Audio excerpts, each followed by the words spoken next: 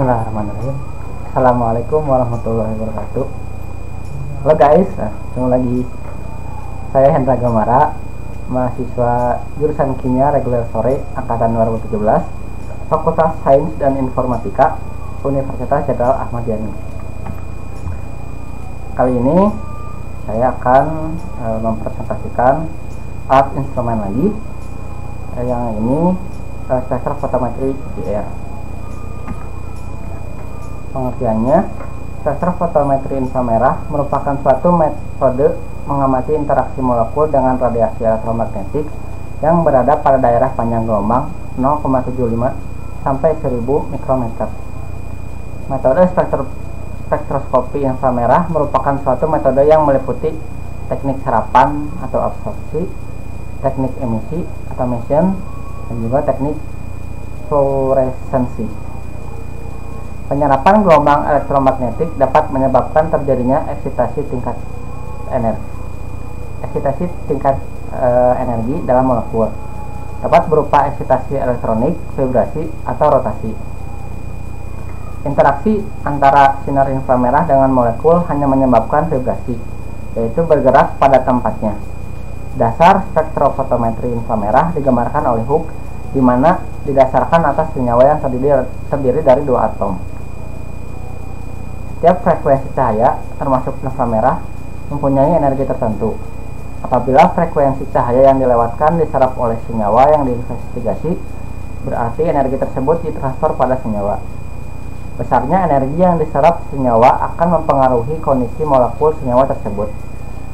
Energi radiasi inframerah berhubungan dengan energi yang dibutuhkan untuk terjadinya vibrasi dari suatu ikatan. Bila ikatan bergetar, maka energi vibrasi terus-menerus dan secara periodik berubah dari energi kinetik ke energi potensial dan sebaliknya. Jumlah energi total adalah sebanding dengan frekuensi vibrasi dan tetapan gaya dari pegas dan massa dari dua atom yang terikat. Energi yang dimiliki oleh sinar inframerah hanya cukup kuat untuk mengadakan perubahan vibrasi. Vibrasi molekul. Vibrasi molekul dibagi menjadi dua golongan, yaitu yang pertama, vibrasi regangan atau stretching adalah peristiwa bergeraknya atom sepanjang ikatan yang menghubungkannya sehingga akan terjadi perubahan jarak antara keduanya walaupun sudut ikatan tidak berubah. Vibrasi regangan ini terbagi menjadi dua, yaitu yang pertama regangan simetri, unit struktur bergerak bersamaan dan searah dalam satu bidang datar. Lalu yang kedua regangan asimetri, unit struktur bergerak bersamaan dan tidak searah tetapi masih dalam satu bidang datar. Lalu yang kedua yaitu vibrasi bengkokan atau bending.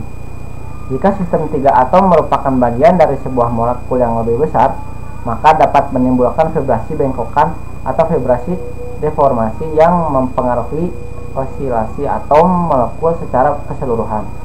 Vibrasi bengkokan ini terbagi menjadi 4 jenis, yaitu vibrasi goyangan, lalu vibrasi guntingan, vibrasi kebasan, dan juga vibrasi pelintiran. Berdasarkan pembagian daerah panjang gelombang, sinar inframerah dibagi atas 3 daerah, yaitu inframerah dekat dengan panjang gelombang 0,75 sampai 2,5 mikrometer, bilangan gelombangnya 13.000 sampai 4.000 cm-1. Lalu inframerah pertengahan, panjang gelombangnya 2,5 sampai 50 mikrometer, bilangan gelombangnya 4.000 sampai 200 cm-1.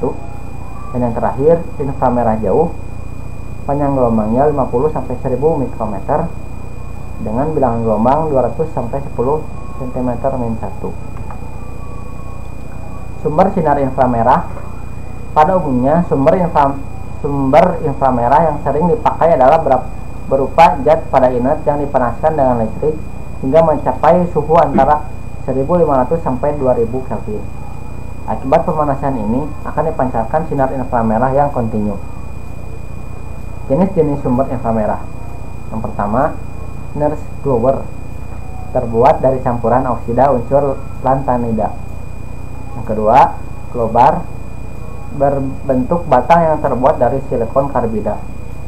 Lalu yang terakhir, kawat NiCr yang dipijarkan. Sumber radiasi untuk instrumen ini berbentuk gulungan kawat NiCr yang dipanaskan kira-kira sampai 1000 derajat Celcius, menghasilkan suatu spektrum kontinu dari energi elektromagnetik yang mencakup daerah dari 4000 sampai 200 cm/1 bilangan gelombang. Metode spektroskopi inframerah ini dapat digunakan untuk mengidentifikasi suatu senyawa yang belum diketahui, karena spektrum yang dihasilkan spesifik untuk senyawa tersebut. Berikut adalah serapan khas beberapa gugus fungsi.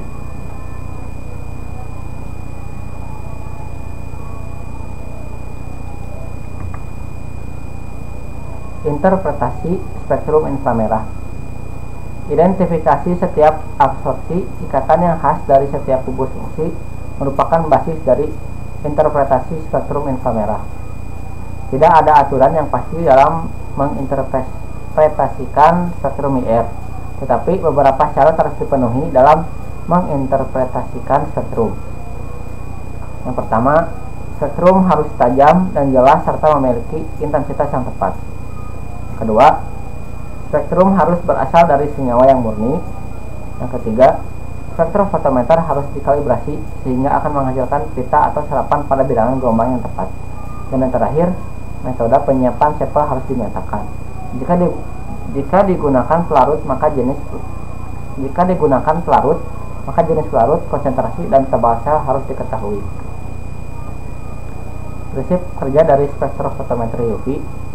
Prinsip kerjanya yaitu bila suatu senyawa diradiasi menggunakan sinar inframerah, maka sebagian sinar akan diserap oleh senyawa, sedangkan yang lainnya akan diteruskan. Serapan ini diakibatkan karena molekul senyawa organik mempunyai ikatan yang dapat bervibrasi atau bergetar. Masuk ke implementasi spektrofotometri IR terhadap suatu analisa. Ini jurnal yang saya pakai yang berjudul Identifikasi Senyawa Fenolik Hasil Isolasi dari Fraksi Semipolar Ekstrak Etil Asetat Kulit Batang Tumbuhan Nyeri Batu. Tim penyusunnya yaitu Prof. Mat Syamsul Arif dan juga Sukiran, yang berasal dari Universitas Surabaya. Ini spektrum IR-nya. Berdasarkan dari hasil analisis FTIR yang ditunjukkan pada gambar di atas, bahwa isolat tumbuhan nyeri batu pada fraksi semipolar dapat memperlihatkan bilangan gelombang 3434,76 cm/1 yang menunjukkan adanya gugus alkohol atau OH, bilangan gelombang 2936,38 dan juga 2854,28 cm/1 menunjukkan adanya gugus alkana TCH. Bilangan gelombang 1328,53 cm/1 menunjukkan adanya gugus CH3. Bilangan gelombang 1457,98 cm/1 menunjukkan adanya gugus alkana CH. Bilangan gelombang 1617,43 cm/1 menunjukkan adanya gugus alkena ikatan serangkap 2. Bilangan gelombang 1282,96 dan 1111,59 cm/1 menunjukkan adanya gugus CO. Dan yang terakhir bilangan gelombang 817,31 dan 619,03 cm/1 menunjukkan adanya gugus lentur keluar bidang. Ini kesimpulan dari jurnal tersebut.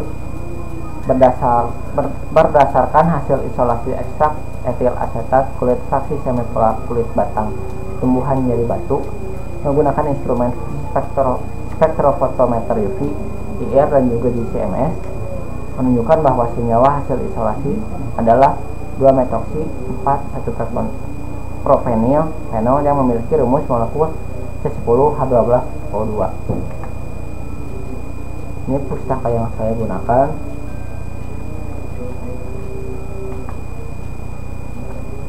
Mungkin cukup sekian yang bisa saya sampaikan. Mohon maaf bila ada salah-salah kata maupun materi yang memang kurang tepat. Akhir kata, wassalamualaikum warahmatullahi wabarakatuh.